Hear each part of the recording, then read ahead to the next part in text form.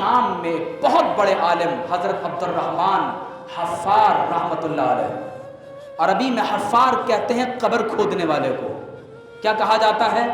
حفار، حفارہ عربی میں کھودنے کو، گڑھا کھودنے کو کہتے ہیں۔ تو ان کا واقعہ بیان کرتے ہیں کہ زمانہ ماضی میں یہ قبریں کھودا کرتے تھے۔ تو ایک مرتبہ ایک عورت اپنے ساتھ ایک میت کو لے کر آئی، میت کے ساتھ بہت چند تھوڑے لوگ آئے،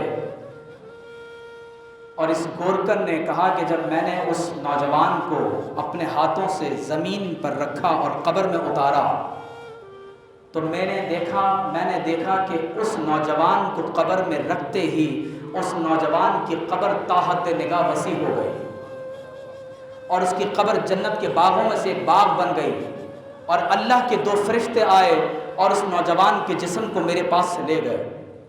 کہا میں بے ہوش ہو کر نیچے گر گیا، جب میری آنکھ کھلی تو دیکھا کہ میت وہیں موجود ہے۔ میں نے لوگوں سے پوچھا کہ تم نے یہ منظر دیکھا؟ تو کہا کہ نہیں، ہم نے تو کوئی منظر نہیں دیکھا۔ اس شخص نے جب اس میت کو دفن کیا، اس میت کے ساتھ آنے والی عورت کو تلاش کیا تو وہ جا چکی تھی۔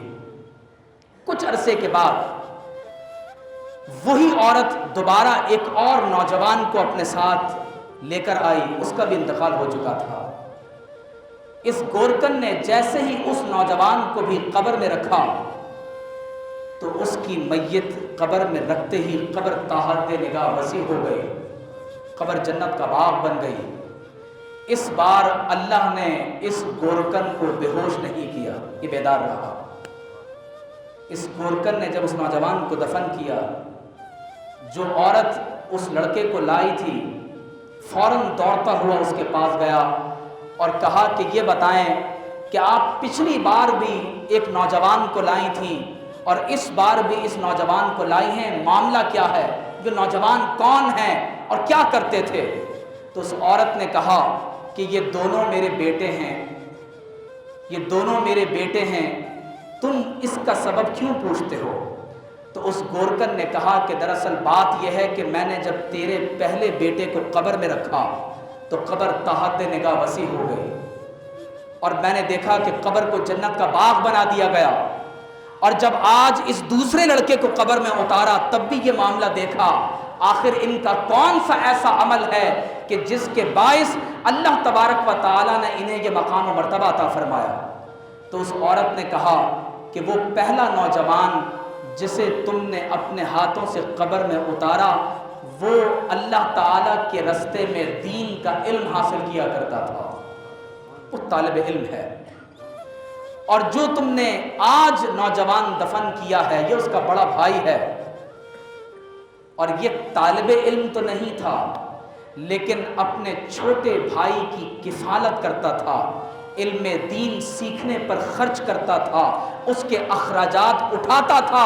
جب دونوں کا انتقال ہوا تو اللہ تعالیٰ نے بڑے بھائی کو علم دین کی خدمت، طالب علم کی خدمت کی وجہ سے اس کی مقام و مرتبے میں رکھ دیا۔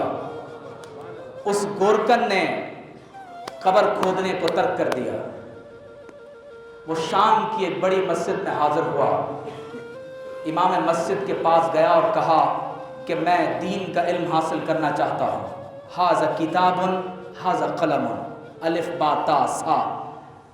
تو مسجد کے امام بڑے عالم تھے، کہا کہ تمہاری عمر تو 45 سال ہے، تم اب علم سیکھنے کیوں آئے؟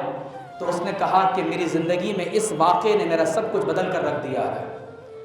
تو اس شخص نے علم دین حاصل کیا اور شام کے بہت بڑے عالم عبد الرحمن حفار کہلائے، اور آج تک ان کی نسلوں میں سارے لوگ صرف دین کا علم حاصل کرتے ہیں، دین کا علم حاصل کرتے ہیں۔ تو میں گزارش کروں گا کہ آپ تمام دوست احباب علم دین سیکھنے کی طرف اپنا رجحان کیجئے۔